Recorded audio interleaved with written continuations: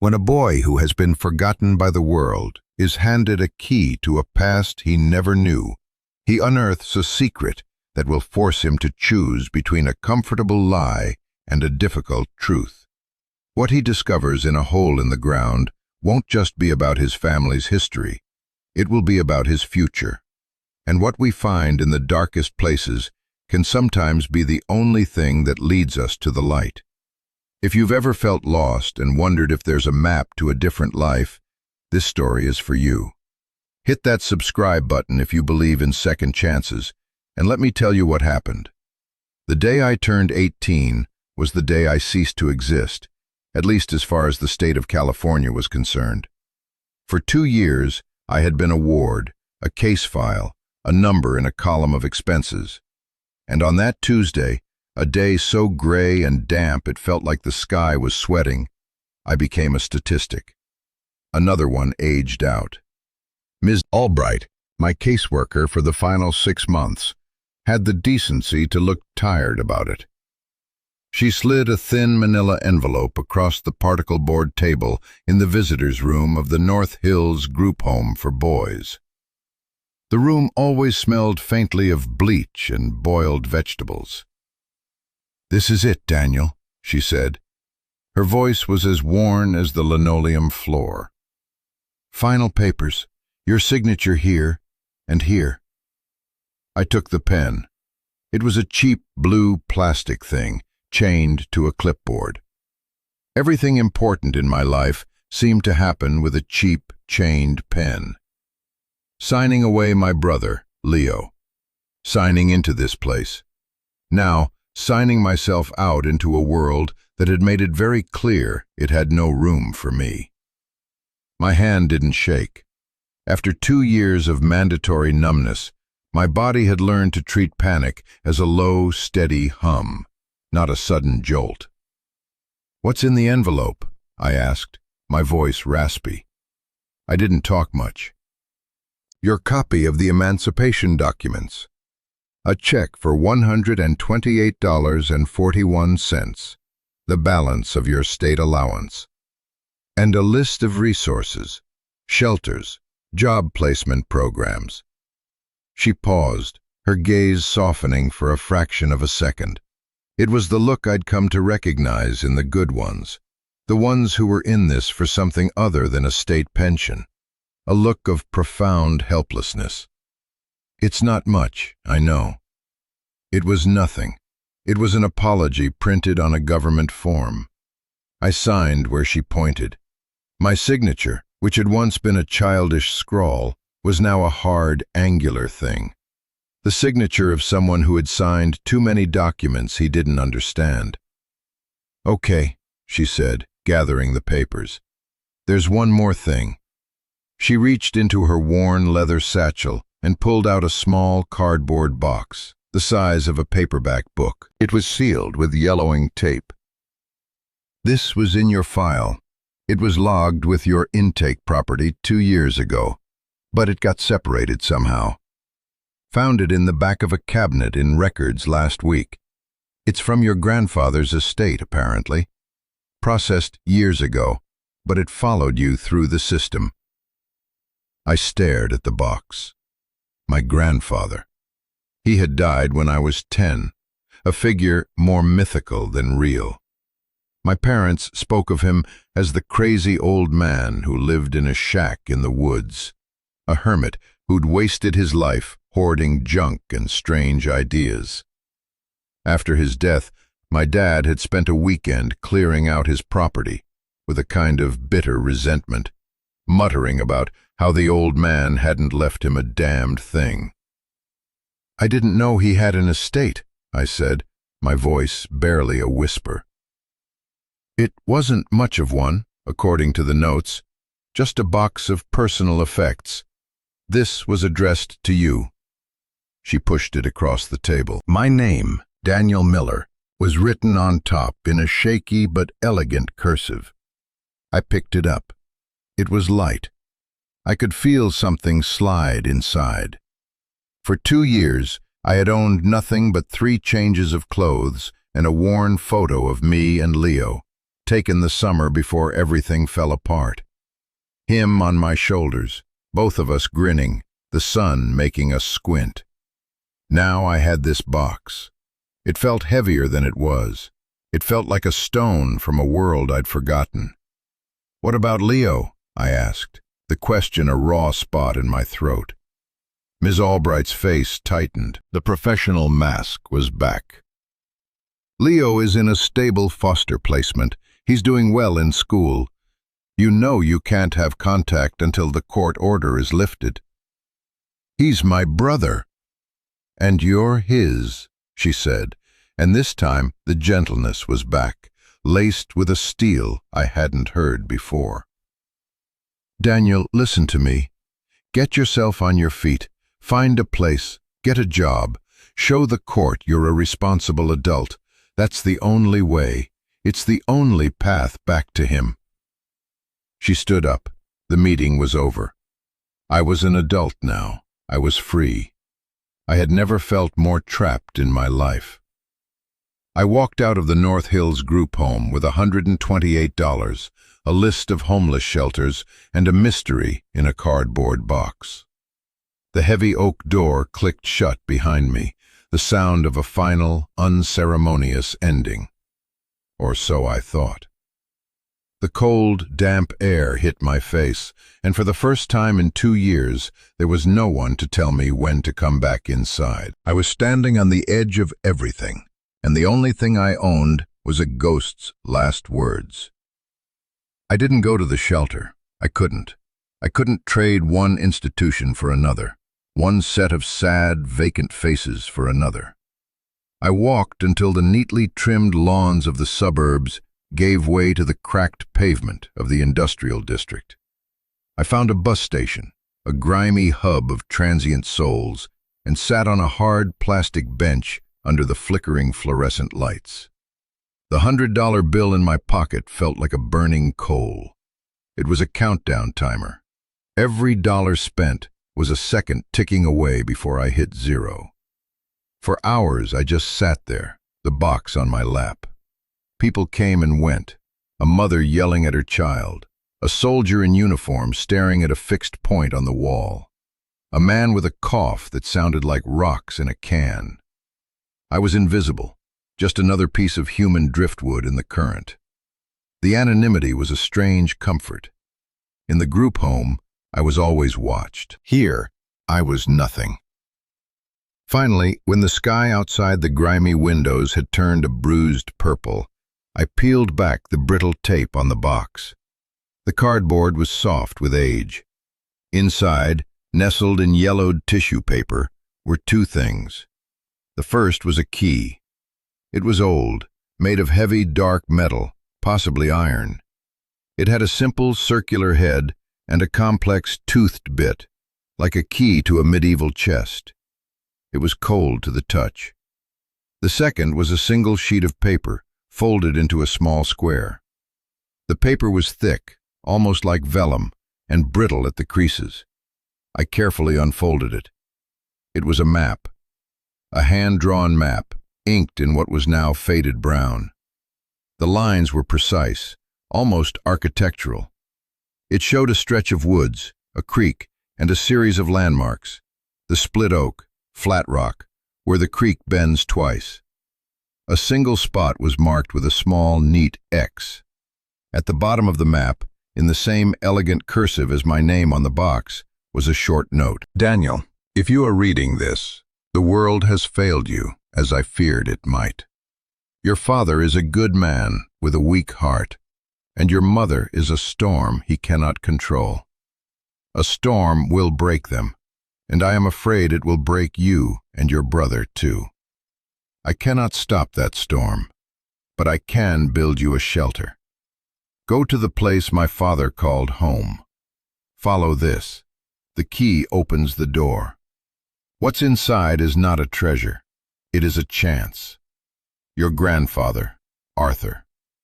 I read it again and again. The words were a punch to the gut. He had seen it. All those years ago, he had seen the cracks in our family that I had only begun to understand when they shattered completely.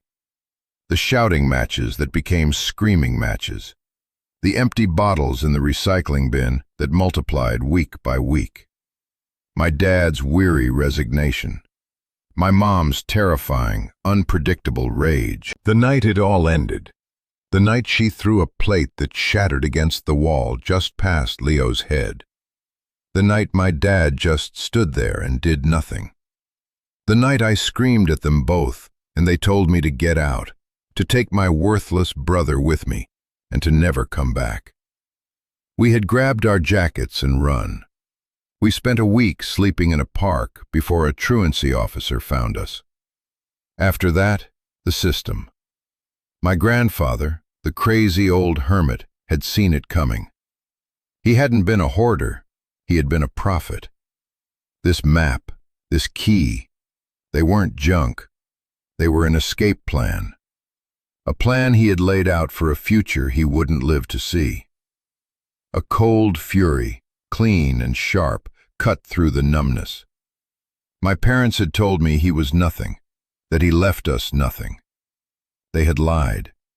They had thrown me and Leo away, but this man, this ghost, had tried to build us a lifeboat. I looked at the bus schedule on the wall, a list of destinations, all of them meaningless names, except one, Reading, the town near where my grandfather had lived, the town my parents had fled as soon as he was in the ground. It was a 2-hour ride north. The next bus left at 6 a.m. I bought a ticket. It cost $22. I had $106.41 left. I had a key, a map, and a ghost's promise of a chance. I sat on the bench, the key clutched in my hand, its cold metal a solid, real thing, in a world that had become a nightmare. For the first time in 2 years, I wasn't just reacting. I was moving towards something. I didn't know what I would find at the end of that map. But for the first time since they took Leo from me, I felt a flicker of something that wasn't despair. It felt like hope, and it was terrifying. The bus ride was a journey through a landscape of ghosts. Every town we passed through, every stretch of freeway, was a place I had only ever seen from the back of a social services sedan. It was the geography of my own failure. The bus was old, the seats upholstered in a fabric that smelled of dust and decades of stale cigarette smoke. I sat by the window, watching the world slide by in a blur of gray and green. I kept my hand in my pocket, wrapped around the cold, hard certainty of the key. I thought about Leo. He was 12 now. When they separated us, he was a skinny 10-year-old who still believed I could fix anything. The last time I saw him was through the window of a car as his new foster family drove him away. He wasn't crying. He just looked small and confused, his face pressed against the glass. I had promised him I would get him back. I had promised him we'd be a family again. A promise I had no way of keeping. 2 years of phone calls, supervised for the first year, then forbidden entirely after I got into a fight at the group home. They said I was a destabilizing influence. They were right. I was a brother. That's a destabilizing thing to a system that prefers neat, separate boxes. Ms. Albright's words echoed in my head. Get yourself on your feet. Show the court you're a responsible adult. What did that even mean? A cheap apartment? A minimum wage job? Was that the price of my brother? This key, this map, they felt like a different path. A harder one, maybe, but my own.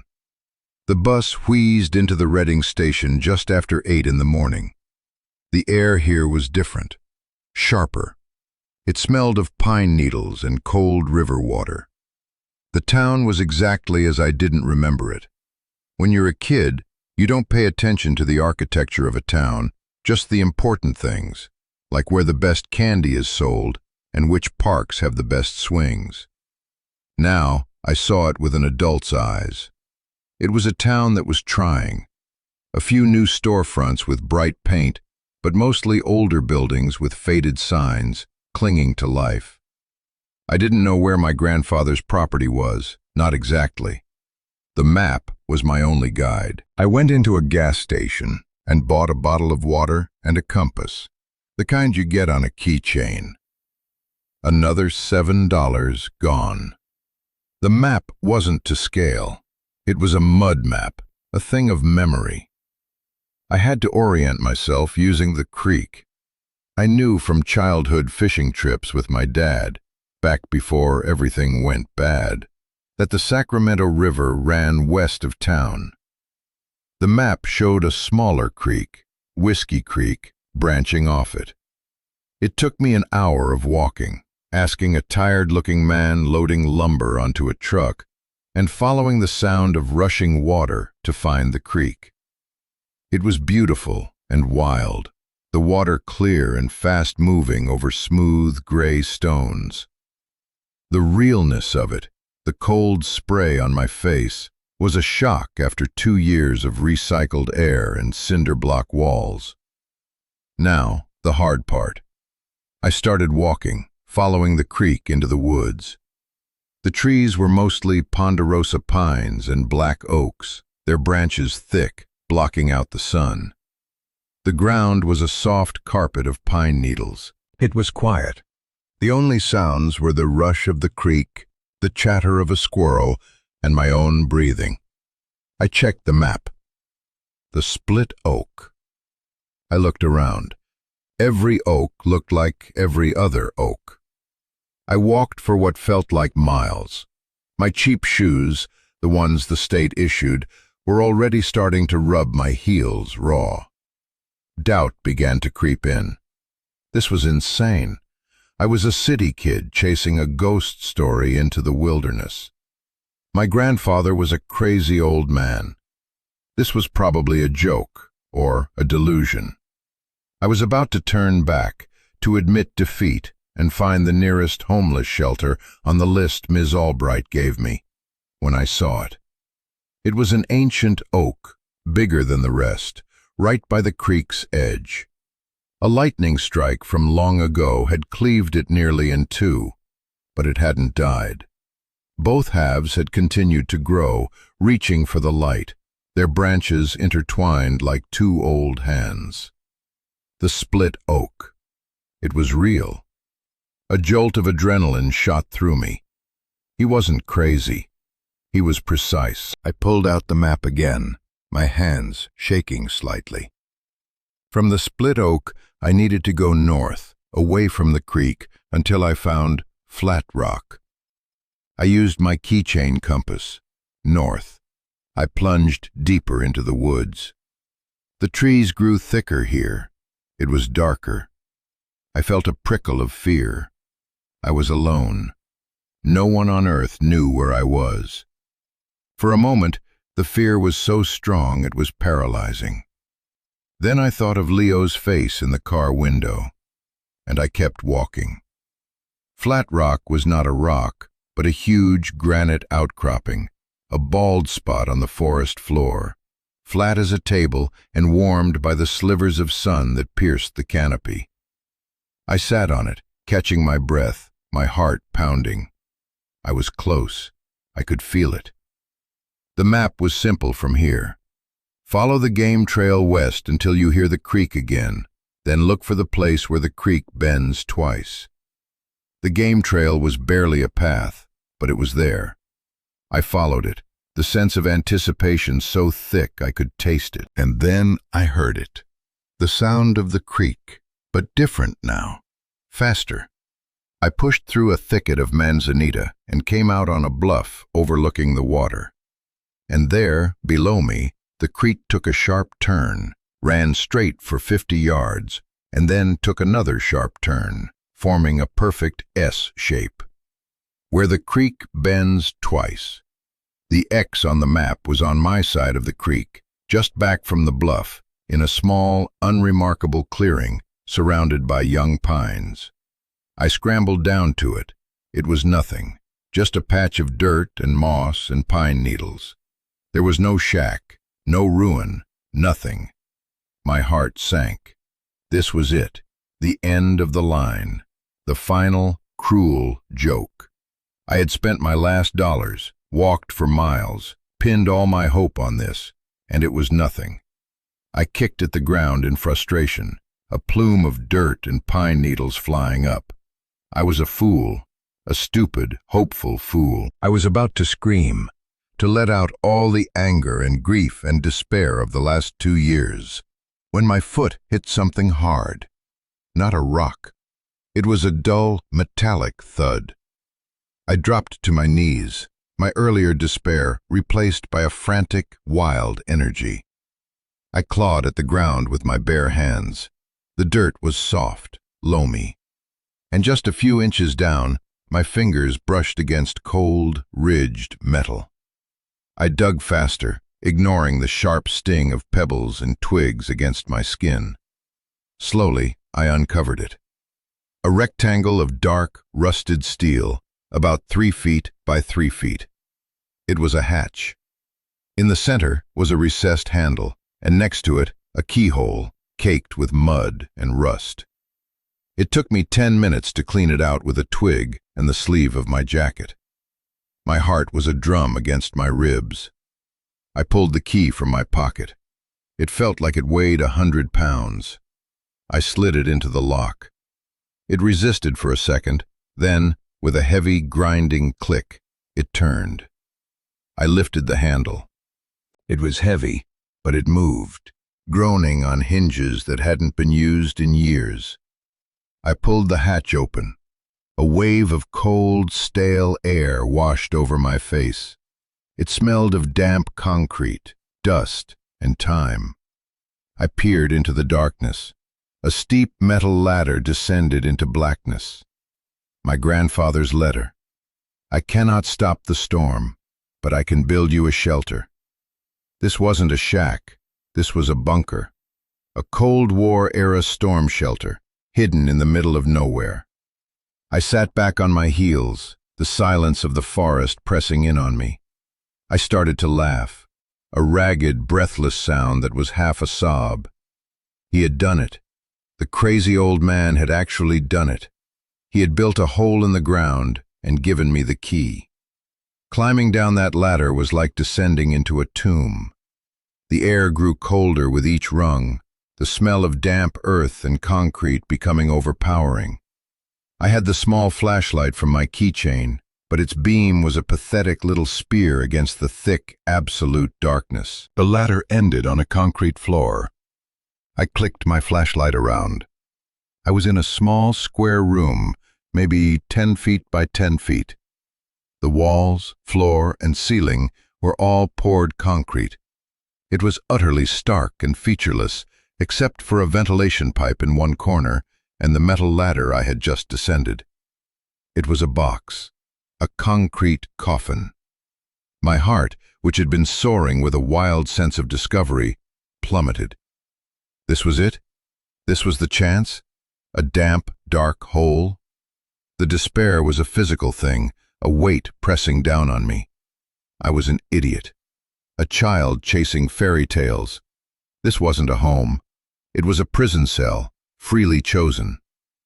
I slumped against a wall, the cold seeping through my thin jacket, and I let the darkness swallow me for a minute. I thought about Leo. I had failed him. I was going to die in a hole in the woods, just like the crazy old man who built it. But then my flashlight beam caught something. Not a feature of the room itself, but an object in the room. In the far corner, tucked under the ventilation shaft, was a footlocker. A standard-issue military footlocker, painted olive drab, with heavy latches on the front. It was another surge of that strange, frantic hope. I scrambled over to it. I expected it to be locked, to require another key, another test. But the latches were just clamped shut. I flicked them open. They made a loud, echoing snap in the silence of the bunker. I lifted the lid. The smell that wafted out was the smell of my grandmother's house, cedar and old paper. The footlocker was packed. On top was a thick wool blanket, folded neatly. It was an old army blanket, rough and scratchy, but it looked warm. Beneath it were clothes, a pair of sturdy-looking work boots, thick wool socks, a heavy flannel shirt, and a pair of canvas work pants. They were all too big for me, but they were clean and they were real. And beneath the clothes was the real treasure. It was a stack of letters tied together with a piece of twine, and another box, a smaller one, made of cedar, and a book, a thick, leather-bound journal. My hands were trembling so much I could barely untie the twine on the letters. They were all in sealed envelopes. They were all addressed to me. Daniel, on your 18th birthday. Daniel, when you feel you are alone. Daniel, when you are ready to build. There were at least a dozen of them. My grandfather hadn't just left me a note. He had left me a conversation, stretched out over time, to be opened when I needed it. I picked up the one marked, "On your 18th birthday." My hands were grimy with dirt, but I didn't care. I tore it open. The handwriting inside was the same as on the map, but it was a bit more unsteady. "My dear Daniel," it began, "if you are reading this on the day it is intended for, then you are a man, and you are alone. I am sorry for that. I am sorry I was not there to see you grow. Your father, my son, chose a different path, and it was not my place to stand in his way, only to prepare for the day his path crumbled beneath his feet. He told you I was crazy. Perhaps I was. But I saw the world for what it was. I saw the Soviet threat, and I built this shelter. The threat passed, but I learned a valuable lesson. The world is a fragile place, and the storms that break us are not always the ones we expect. Sometimes the storm is in your own house. I saw the storm in your mother. I saw the weakness in your father, and I saw you and Leo, two small boats tied to a ship that was taking on water. I tried to offer them a lifeboat. I had put aside money, a small inheritance in a trust, enough for a down payment on a house in a better town, enough for therapy, enough for a new start. The condition was simple. They had to get help. Your father had to go to Al-Anon, your mother to anger management and counseling. They refused. Your father called it an insult. Your mother called it a betrayal. They took what little money they could get from my estate after I passed, and they told you I had left you nothing. They were wrong. I am leaving you the only thing of value I have left. This place, this small piece of earth. It is not a treasure, Daniel. It is a tool, and it is a responsibility. In the cedar box, you will find the things you need to start. In the journal, you will find the knowledge you need to continue. The money is gone. I am sorry for that. Your parents spent it all years ago. But they cannot spend the earth. They cannot spend a foundation. This is your inheritance, boy. A hole in the ground and a chance to build something on it. It is more than I had when I started. Make me proud. Your grandfather, Arthur. I finished the letter, and the paper slipped from my fingers. I couldn't breathe. The concrete walls of the shelter seemed to press in on me, and the darkness was suddenly absolute. I sat there on the cold floor, the flashlight beam illuminating a small circle of dust and my own shaking hands, and for the first time in 2 years, I cried. I cried for the grandfather I had never known, this strange, sad, brilliant man who had seen my future with such painful clarity. I cried for the love he had offered, a love so fierce and protective it had reached across death itself to hand me a key and a map. I cried for my parents, not with hatred, but with a profound, aching pity for their weakness, for the choices that had led them to throw away not just their children, but their own salvation. And I cried for me and Leo, For the 2 years we had lost, for the cold institutions, and the indifferent strangers, and the gnawing, constant fear. I cried until my throat was raw and my eyes were burning, until there was nothing left but a hollow, echoing emptiness. And in that emptiness, something new began to grow. A single, hard, cold seed of resolve. My grandfather was right. This wasn't a treasure. It was a tool, and I was going to learn how to use it. I think this is a moment a lot of us have, even if it's not as dramatic as finding a hidden bunker. It's that moment when you realize the story you've been told about your life is wrong. When you find out that what you thought was abandonment was actually a strange kind of protection, or what you thought was a curse was actually a complicated gift. It's a moment that shatters you, but it also gives you the chance to rebuild yourself from the ground up, using the truth as your foundation. If you've ever had a moment like that, a moment where your whole world cracked open and you had to find a new way to see it, I want you to know you're not alone. This community, this channel, it's for people who have been through the fire and are figuring out how to build something in the ashes. If that's you, if this story is speaking to you, do me a favor and hit that subscribe button. It's more than just a number to me. It's a way of saying, I'm still here, I'm still fighting. It tells me I'm not just shouting into the void. Now let's get back to the story, because finding the shelter was just the beginning. The real fight was about to start. When the tears finally stopped, a cold, practical clarity took over. I was sitting in a concrete box in the middle of a forest. I had $100, a backpack with a water bottle, and the contents of a footlocker. It was time to take inventory. I wiped my face on my sleeve and picked up the cedar box. It was beautifully made, with dovetail joints and a smooth, sanded finish. Inside, it was compartmentalized. In one section, there was a wad of cash, held together by a rubber band. I counted it. My hands shook as I separated the 20s. It was $2,000.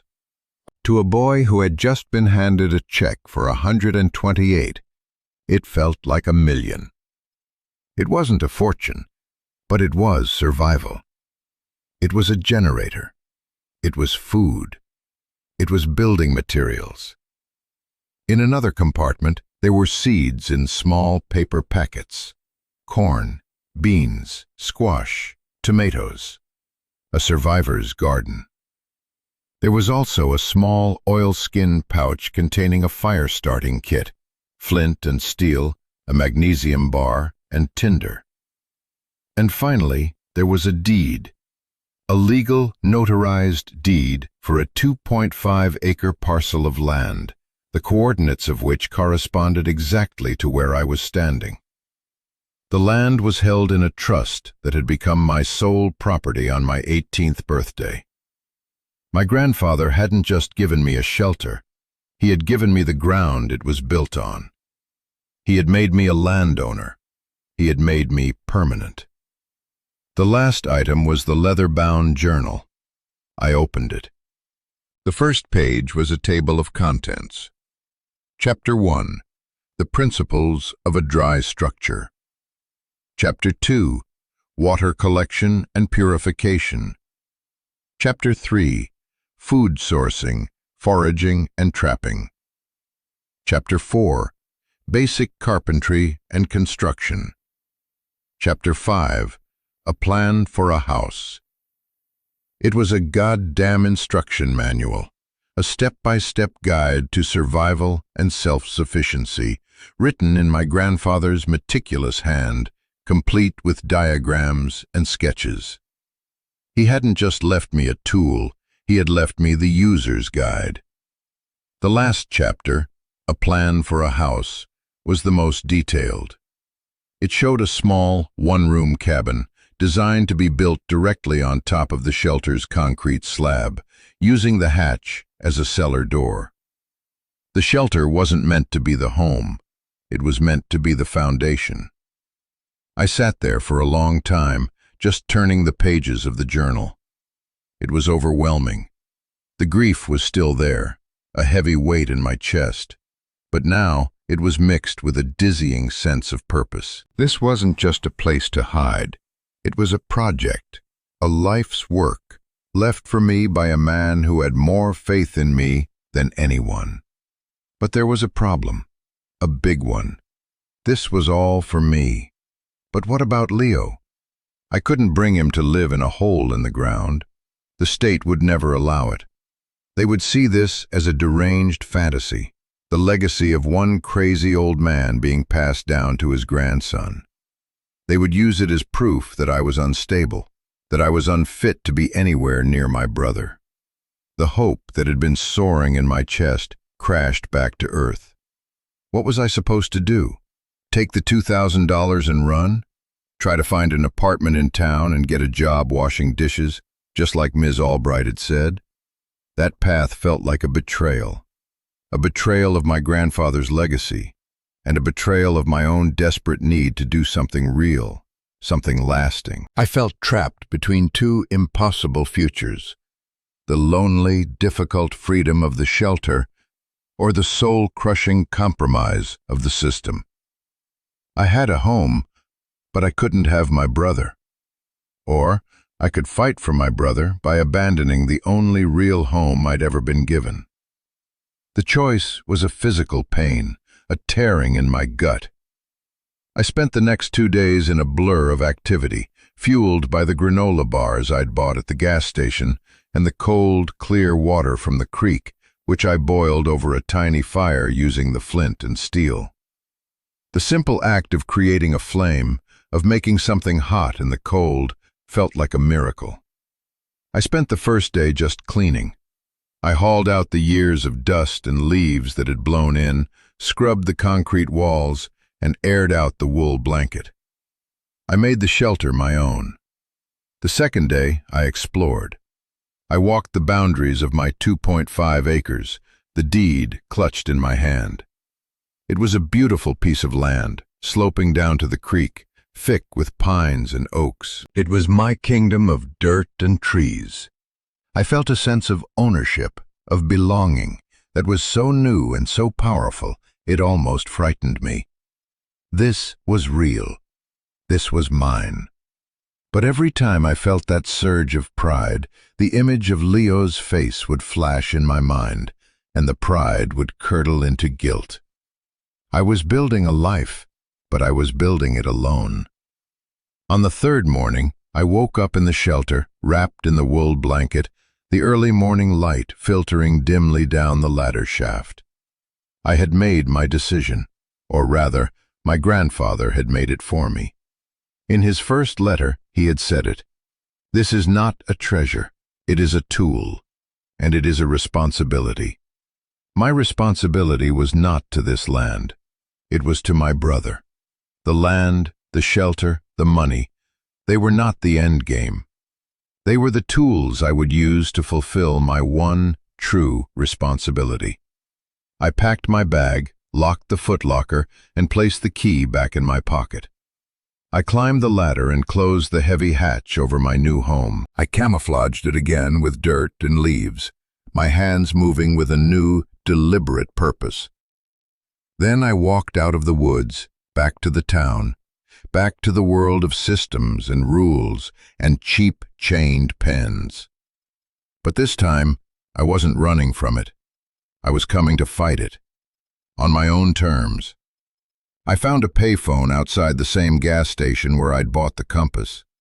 It felt like a relic from another era, just like my key. I looked at the receiver, grimy and cracked. I took a deep breath. I knew who I had to call. Not Leo, not yet. I had to call the system itself. I fed the phone a series of quarters and dialed the number on the back of the business card Ms. Albright had given me, her office line. It rang 4 times, and I was about to hang up when she answered, her voice sounding distracted and tired. "Albright?" "Ms. Albright," I said, my own voice sounding strange and formal. "It's Daniel Miller." There was a pause on the other end of the line. I could hear her shift in her chair, the rustle of papers stopping. "Daniel, where are you? Are you okay?" "I'm fine," I said. "I'm in Reading." "Reading? Why are you in Reading?" "Daniel, the shelters are back in the city.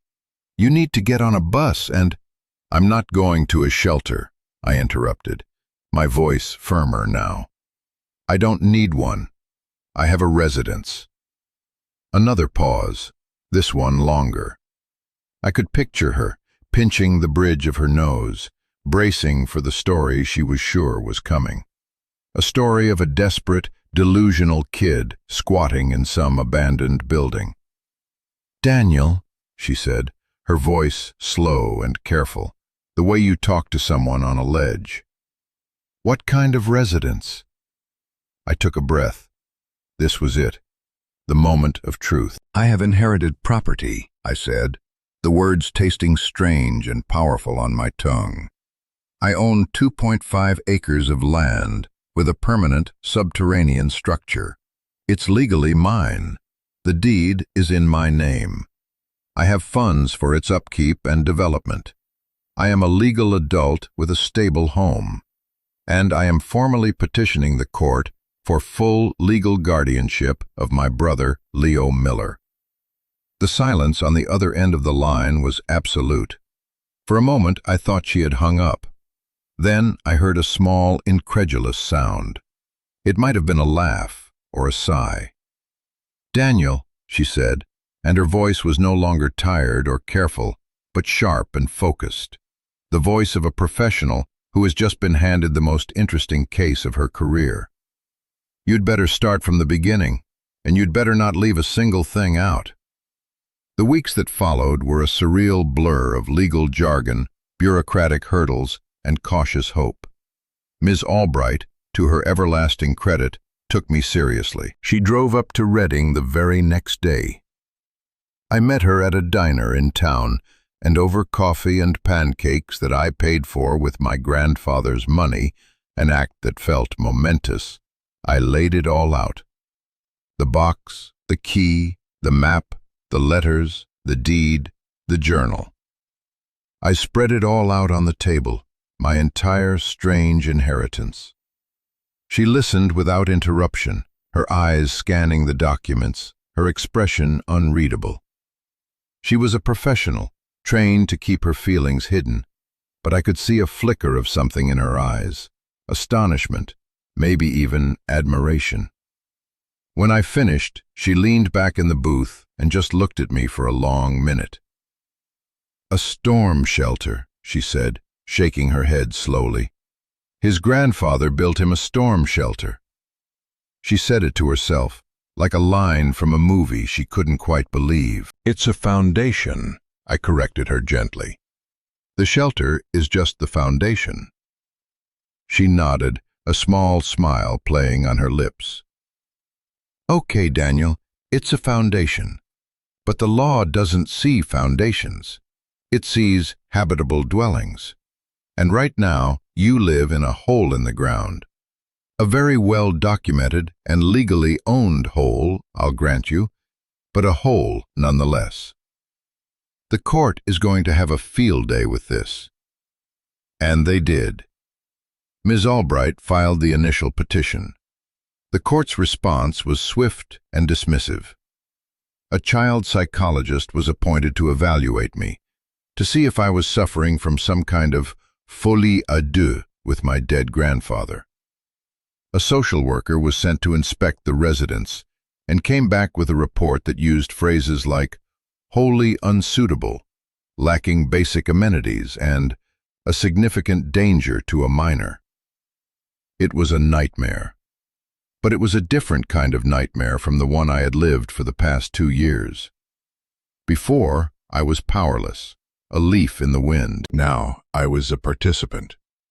I had a lawyer, a pro bono guy Ms. Albright knew, a young, eager man named Dave, who seemed to love the sheer weirdness of the case. I had documents, I had a claim, and that's when the second antagonist appeared. Not a person, but a system, just like my parents' neglect. The woods around my property, it turned out, were owned by a development company, a big one, from Sacramento. They were planning a luxury resort community, all golf courses and scenic vistas. And my little 2.5-acre plot was a thorn in their side. It was right where they wanted to build their main access road. They sent a letter first, a polite, formal offer to buy my land.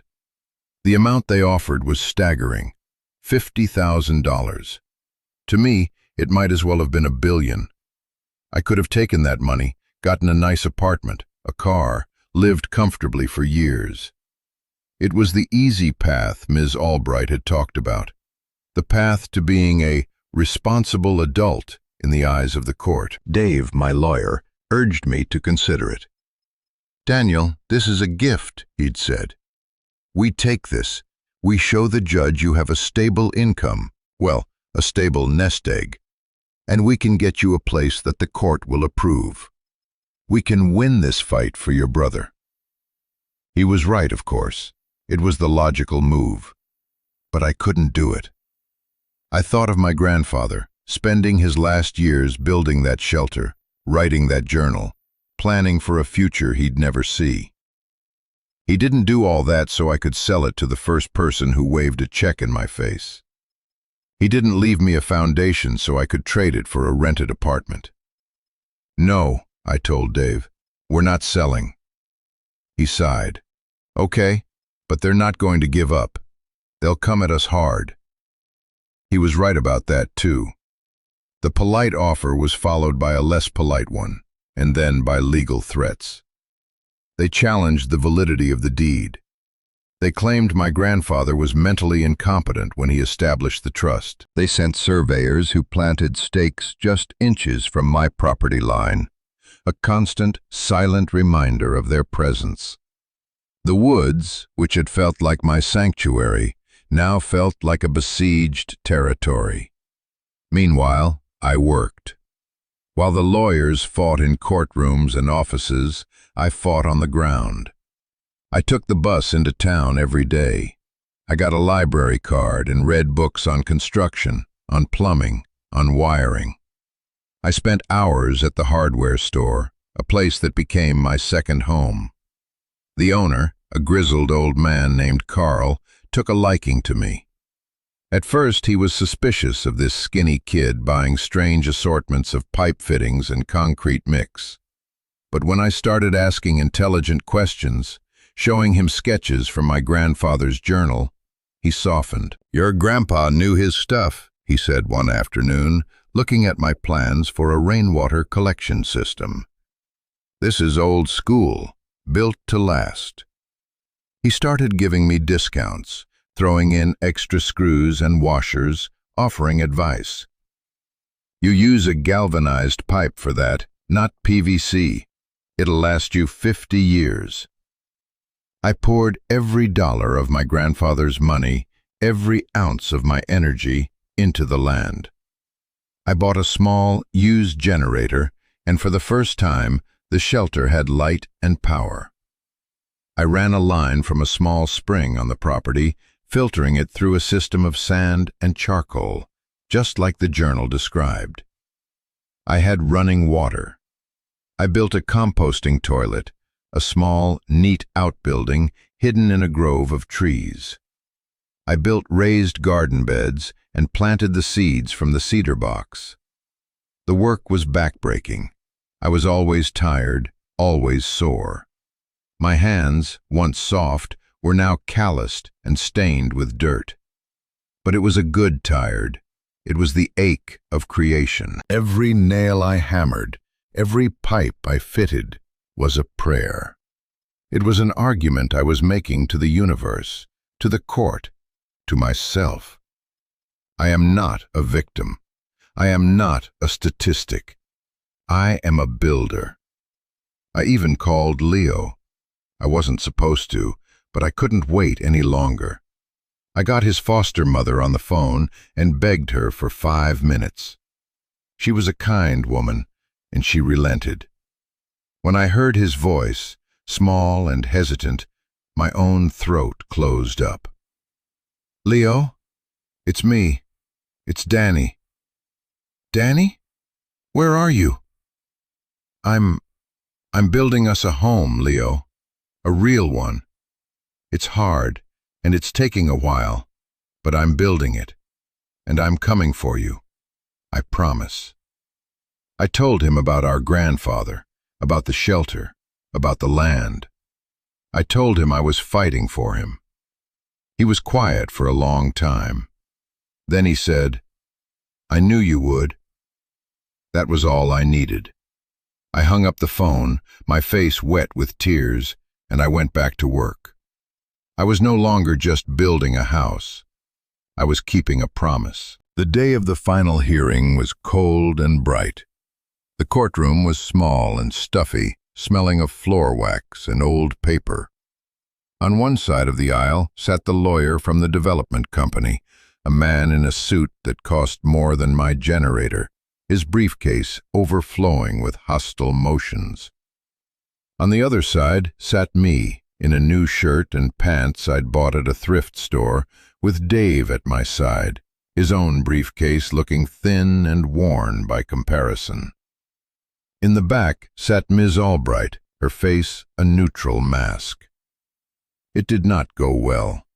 The developer's lawyer painted me as a delinquent squatter, a danger to myself and the community. The lawyer for child services, a tired-looking woman who had probably seen 1,000 kids like me, presented the report on the shelter. She used the phrase, "primitive conditions," so many times it started to lose all meaning. The judge, a woman with a stern face and weary eyes, looked at me over the top of her glasses. "Mr. Miller," she said, her voice devoid of emotion, "what you have accomplished is, in its own way, remarkable. But this court's primary concern is the welfare of your brother.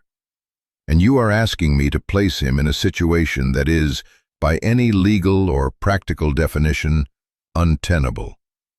A concrete bunker in the woods is not a home." My heart sank. This was it. I had lost. I had fought so hard, but the system was too big, too inflexible. I looked over at Dave, but he was staring down at his legal pad, his face grim. I felt a familiar wave of despair wash over me, the old numbness creeping back in. And then Ms. Albright stood up. "Your Honor," she said, her voice clear and strong, filling the silent courtroom. "May I address the court?" The judge looked surprised. "Ms. Albright, you are here as an observer." "I am," she said, "but I have also been this family's caseworker, and I have conducted my own, more recent inspection of the property in question." The judge hesitated, then nodded. "Proceed, but make it brief." Ms. Albright walked to the front of the courtroom. She didn't have a briefcase, just a simple file folder. "Your Honor," she began, "the reports you have heard are accurate, but they are incomplete. They describe a hole in the ground. They do not describe what Daniel Miller has done in the last 3 months.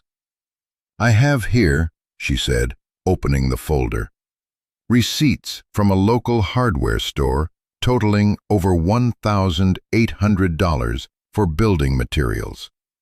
I have photographs of a functioning rainwater catchment and filtration system that provides clean, potable water.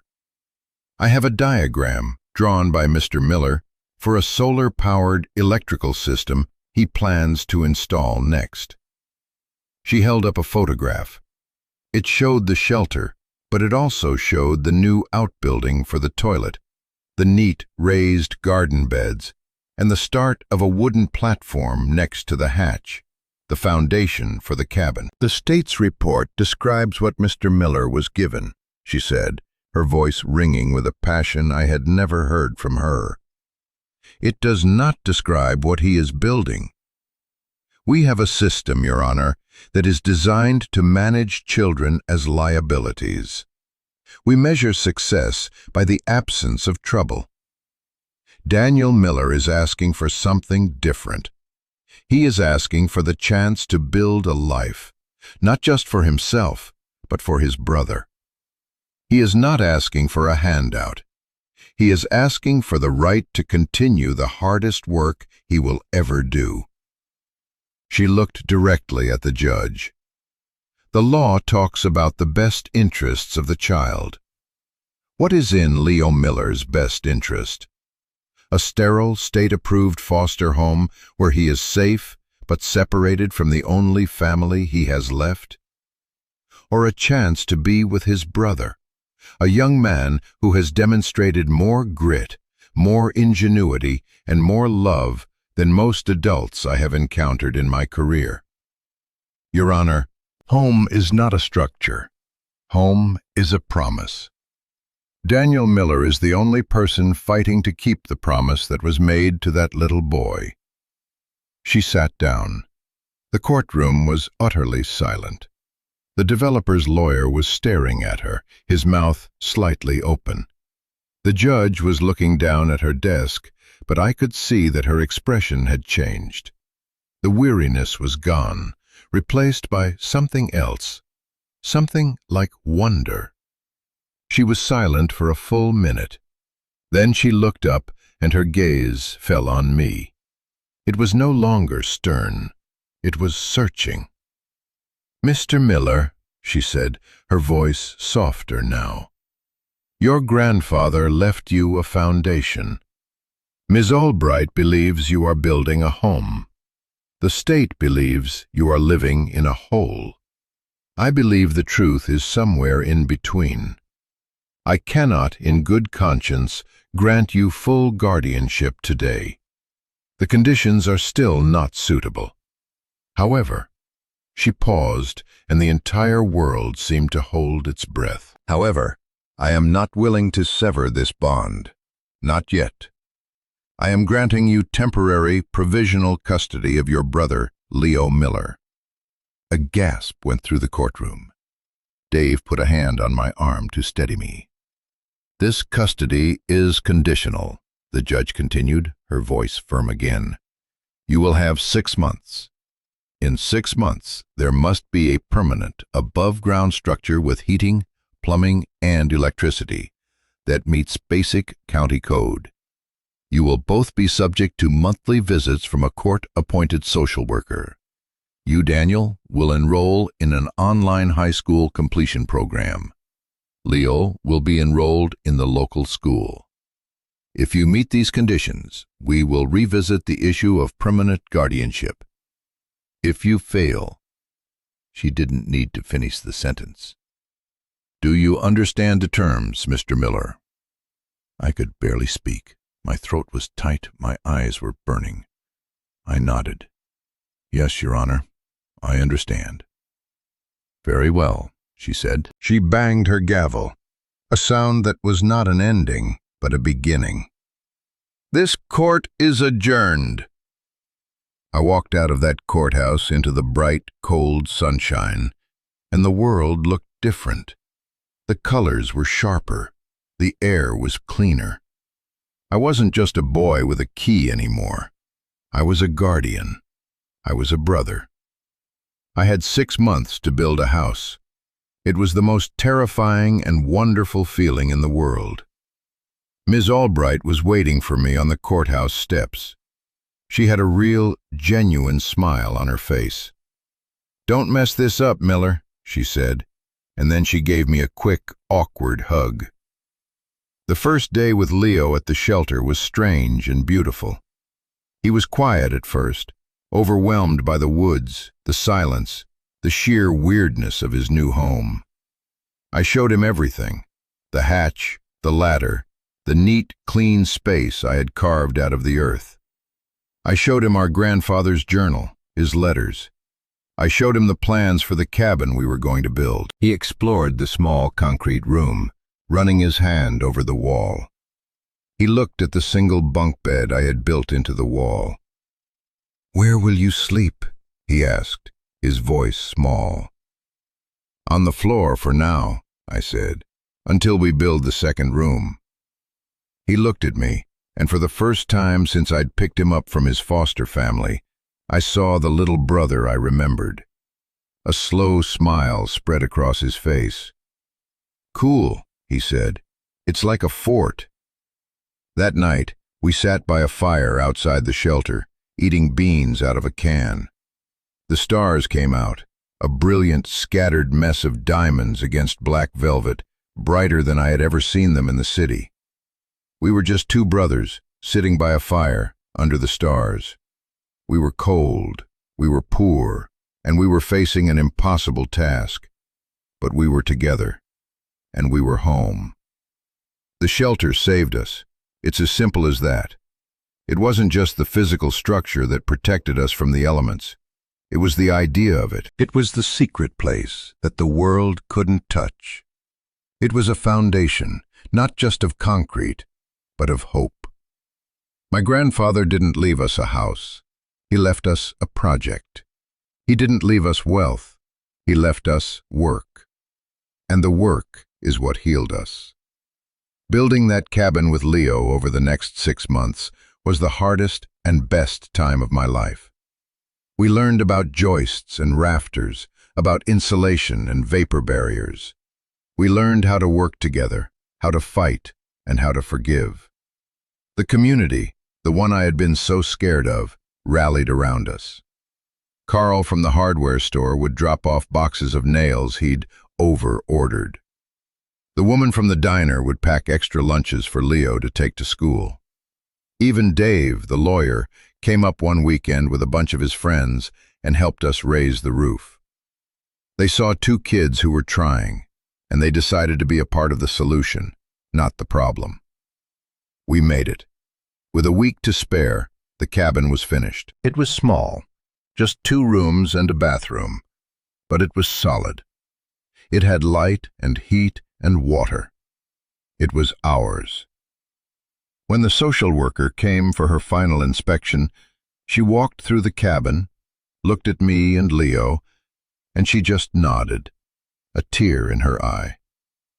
She wrote one word on her report: home. So that's our story, or the beginning of it anyway. We still live here, on our grandfather's land. The cabin has an extra room now, and the gardens are bigger. Leo is in high school, and I'm taking online college courses. The shelter is still there, beneath the floorboards, our quiet, secret foundation. Sometimes, on cold nights, I go down there and just sit in the silence. And I think about the crazy old man who saw a storm coming and decided to build a shelter, not just for himself, but for a future he could only imagine. He taught me the most important lesson I've ever learned. Home isn't a place you are given. It's not something you find. It's something you build with your own 2 hands, out of the hardest, most difficult parts of your life. You find the one solid piece of ground you can stand on, and you start digging. If this story resonated with you, if you've ever had to fight for your own little piece of the world, or for the people you love, I hope you'll leave a comment below. I read them all, and your stories, your struggles, they matter. They remind me that we're all just trying to build something that will last. And if you want to follow our journey, to see what else we can build on this foundation, hit that subscribe button. Because this community is for all the people who know that sometimes you have to go through the darkness to find your way to the light. Thank you for listening.